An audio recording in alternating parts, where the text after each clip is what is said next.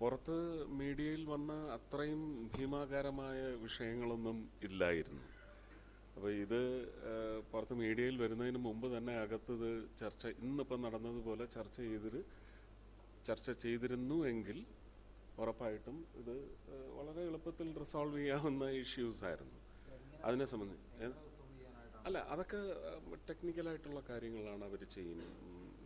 ഈ മെഡിക്കൽ ഉൽപ്പന്നങ്ങളുടെയൊക്കെ പ്രൊക്യൂർമെൻറ്റിനെ സംബന്ധിച്ചൊക്കെ ഗവൺമെൻറ് ഓഫ് ഇന്ത്യ റൂൾസ് ഉണ്ട്, ഗവൺമെൻറ് ഓഫ് ഇന്ത്യ പോളിസി ഉണ്ട്.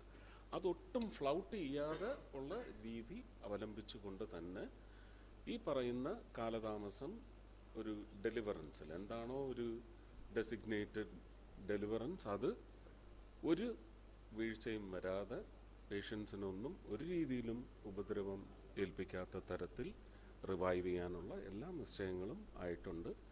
ഇന്നിപ്പോൾ അതിനെ സംബന്ധിച്ച് അവരുടെ പുതിയ എഗ്രിമെൻറ്റും കാര്യങ്ങളും എല്ലാം സൈൻ ചെയ്ത് ഒരു അണ്ടർസ്റ്റാൻഡിങ്ങിൽ എത്തിക്കഴിഞ്ഞാൽ ഒരാഴ്ചക്കുള്ളിൽ എല്ലാം നോർമലൈസ് ചെയ്ത്